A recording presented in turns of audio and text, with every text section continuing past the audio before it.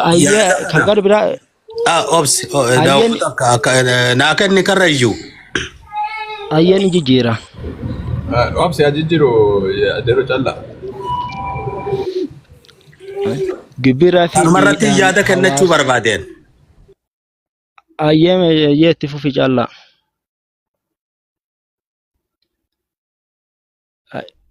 Ayya kan itti fufa gibira fidiidhaan hawaasa dhamaasanii qabeenya hiyyeessaa guutummaan caasanii mana nurraa gubanii lafarraa nu buuqqisanii falmachuu qabnaa maan nu hambisanii gocha takkaa hin argine nurratti raawwatanii kawaa nyaannee bulluu dhabne diinagdee nu gaafatanii meeqatu rakkate maatirraa Sindaabsisa dhiifama. Tokko maaliifan sindaabsisaa tokko riitimii waan jedhamu jira. Tokko amma fakkeenyaaf yoo riitimii akka istaayila riitimii maanne angaa oofaa jennaa oofne baane jaggariini argite riitimii keessa I think biitiinsaa akkasuma na fakkaata garuu riitimii keessatti jechaan jirtu. Riitimii keessatti jechaan jirtu. Dhugaa sanni sirraa akkeessatti amma haasaa ta'e sana. Dhaggeeffadhu obboleessa dhaggeeffatu duranu. Ayyeet. Ati caqas. Itti fufi karrayyuu. Saniif argitee amma xiqqoo haasaa ta'e waan ta'eef inni wallee gara biraa akka inni wellisuuf carraa kenneef. Wallee gara biraa wellisi kanan jedhee fi wallee jijjiirradhuuti riitimii wajjin yookiin isa kan riitimii keessatti deebisiiti riitimii keessatti nu dhageessisi. Ammoo riitimii keessatti dhageenye waan ta'eef amma wallee gara dhumaarratti ati jette irra caalaa kan amma dura jette caalaa inni xiqqoo riitimii keessa waan jiru kan lammata irratti ati jette jechuudha. Inni jalqabaa kun waan ta'eef obsi fixadhu fixatu obsi gurba. Kan lammataa sun xiqqoo riitimii keessa jira.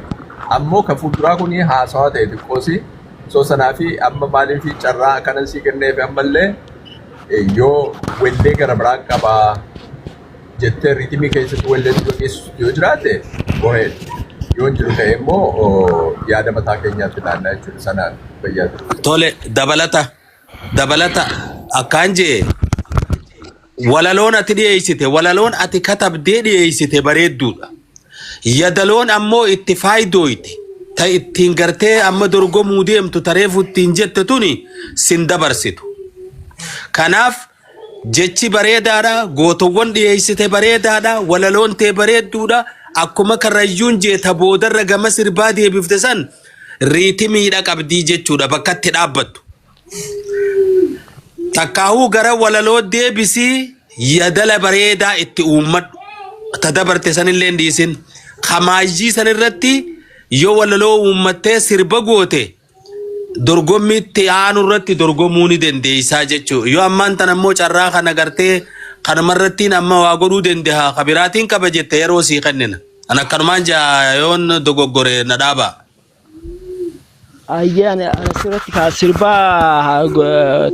sirba sadiin keessaa kan irratti dhaabu siniin qaba kamoo isa woboo kiyyaba.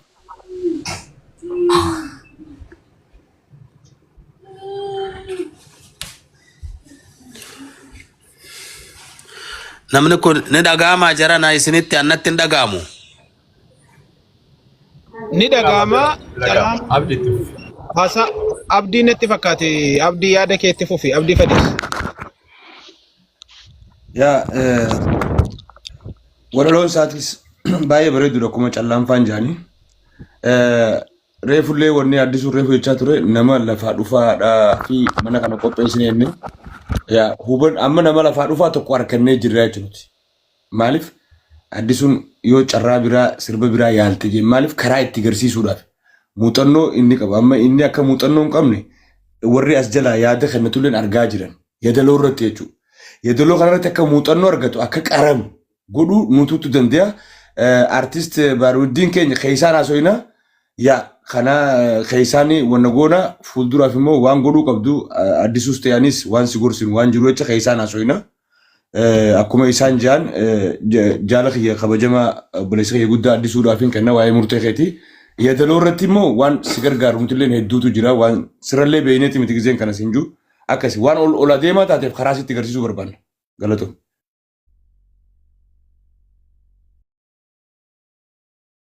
Ayyee galatooma ayyee.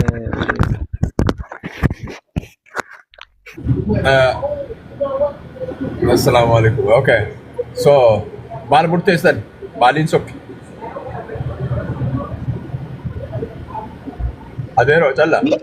Yaani gama keenya waa'ee yaadaloo irratti fudhatanii. Ni kuffisan na fakkaatti.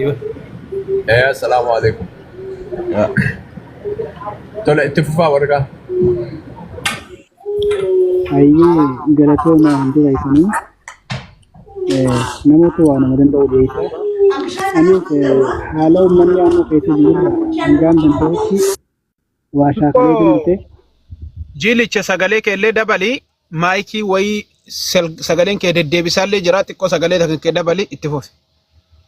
Sagalee keetillee dabalee ati ala jirtaa viidiyoo banadhu haa jilcha.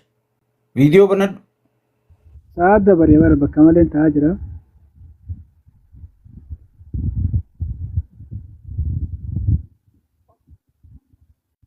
Okay.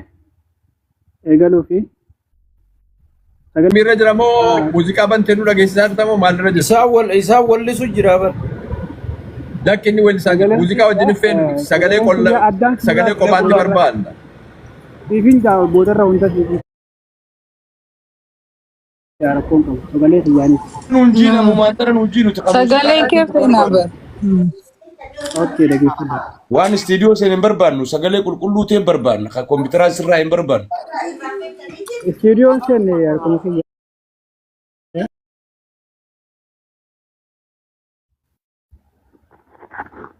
Biyyatti balaa buusee bilchiginnichi biyya walgeesse michiin hunduma namaatu mataatu dhukkubaa dhooyfatee gubbaan sobaa lubbuun namaa maaliif hin kabajamtu kan guyyaa guyyaan dhumtu ilmoo qabanii haadha fuuldura ciibsu raasaasa keessa baasu kan garre malee kan dhoysatti hojjetama guyyarraa namni dhuma milishaalleen harmee teenya cafaqaa isiin hin beeyta waaqaa. Haala kanaan itti fufaa sagaleen ni taphadhu an harkumaan shaakalee meeshaan qabu biyya biraatiin jira. So maasinqoo dhagaan jirure muuziqaa amma taphatte gubbaatti maasinqoo hunda dhagaan jira. Yaa harkumaan irra godhe malee maasinqoo qabu. Silkumaan hin jedhu. Oh kiiboordii qabdaa bira. Hin qabu waa takka illee qabu silkii malee. Oh maqaan keenya. Haa? Maqaa keenya sirrii nayi. Maqaan kiyya Jilchaa Diinaati.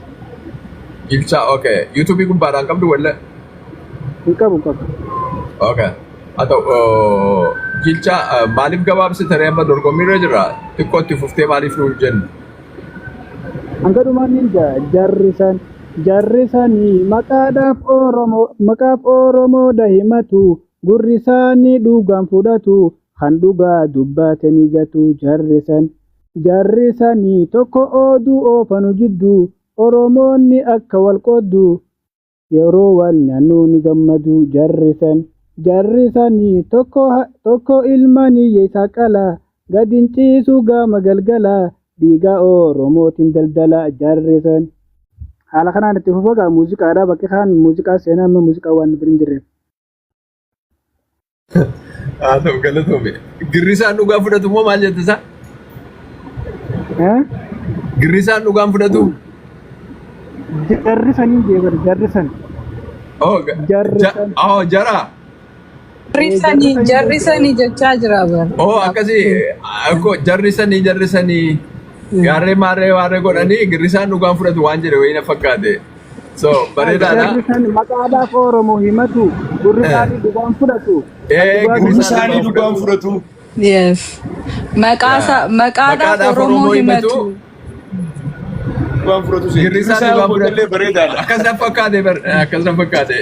Saniitiin koflee bara akkasuma fakkaateetiin kolfe. Ammoo bareedaadha gaariidha. Ammoo guyyaa gara biraa biyya kam jirtaati? Saudi Arabiyaati. Okay. Guyyaa gara biraa sagalee bakka itti sirriitti sagalee kee of keessaa baaftee jechuu dandeessu. Sirriitti qopheeffadhu. Yaa waan akkiniin itti dhufe bifamaa wajjinan kanumatti tolfadheetiin dhageessisuu dhufa ture. Rakkoon qabu dorgomii si dorgomsiifna rakkoon qabu sagantaa itti aanu keessatti of qopheessiti haala bareedduudhaanii haala illee mijeeffadhuuti irratti hirmaadhu rakkoon qabu sagantaatti aanutti yoo darbitee rakkoon qabu. Rakkoon qabu. Ammaa fi argitee maalii fi amma ganaadha. Ganaa calallii galaa keenya bar calallii jajjabaa dhufa amma. Ammaaf yaada abdii kennii fi adeeroo callaan hin jiru fakkaatu. Girrisaan dhugaan fudhatu sunaanis naatee jira. Waan hin argisiise amma mucaan kun gizee sagalee isaa jechuu jiru silkiin isaa kun maayikiin silkii isaa sirriitti waan fuudhaa jiru natti hin fakkaatu. Ukkaamamee jira beektaa. Fuulduraaf maayikii silkii teetii kana tolfadhuuti akka gartee sirriitti sii fuudhu yookaan yoo hirfoona qabaatte irraa baasi. Marsaatti aantutti yoo dabarte anillee gadda tokko hin qabu. Girrisaan dhugaan fudhatu galatoomi bibi. Tole obboleessi kiyya jabaadhu bakka guddaa geessaa dhaamsa kee bareedaadha. Ani immoo xiqqoo kiyya isaaniirraa adda ta'a. Bofni abbaatu if maraa jeejaan. Kanaaf akka gaariitti qo'adhuuti hiriyaa garaan keessi qotaadha. Jabaadhuun siin jawaatu sirraa irruudha. Ammaaf kattaanutti gama kiyyaasi dabarseetiin jira. Wanni fuuldura jiru. Jajjabaadhaatu waan jajjabaa jira fuuldura kee. Akkasumaan siidhaamaa ulfadhu. Okay, galatoomaa. Thank you, Jiricha. Galatoomaa. Eenyutu itti aana abdii? Okay. Amma namni itti aanu eenyu Fadiisoon jira eenyu maqaan isaa? Kiyyaa kana maqaan isaa moo? Falmataa Gadaa? Falmataa Gadaan jiru? Yusuf yoo jiraate Yusuf Diittaa Hussein barsiisaa kareef dura seenee baay'ee tokko yoo jiraate namni jirtan barreessaa lakkoofsa keessan barreessaa warri jirtan yookaan lakkoofsa qabattanii dhuftan barreessaa yookaan immoo lakkoofsuma tokko barreeffadha akka arginee isin galchuu dandeenyutti jechuudha. Warra galmaa'ee qofa barbaada. Warra galmaa'ee qofa. Warra as keessaa maqaan keessan dhahame qofa. Goota gaafa xiiqii ka jedhu fa'a namni yoo jiraate warri jiraattan goota gaafa xiiqii. Mootii Kabbada yaa. Malkaa Ramadaan deebitee jirta. Malkaa Ramadaan warroonni isin darbe Malkaa Ramadaan jaalataa dhugaa jedhee seene. Yaa seenetiin taree torbeettaa nutti jedhe. Yaa hin danda'u jedhee jira. Kadir jedhe Ermii Group hin seenne. Falmataa Gadaawo.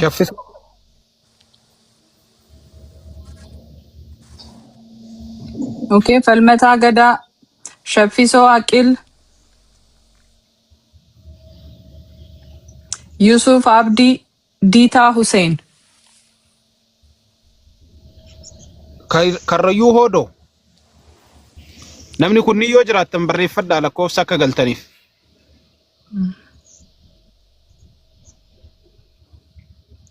Sorry, maqaan keessan yoo maqaa nutti himtanii fi ka TikTok ittiin qabdan adda ta'e isin beekuu hin dandeenyu. San akkasitti addanuu baasa. Diitaa Hussein artistiidha Nuree. Nuti har'a addaan baasaas jirra. Addaan baasuus jirra. Artistoonni fi kan lafaa dhufaa jiran nuti hin beeknu yaa adda baasaa jirra. Diitaan barsiisaadha. Wannoof dhufe natti fakkaate walaloo qaban si'a. Barsaa inni fakkaate yoon cheekii godhu. Power of word kajuun jiitaan ni jira. No, Diitaa Hussein walaloodhaan galmaa'e. Warroonni hin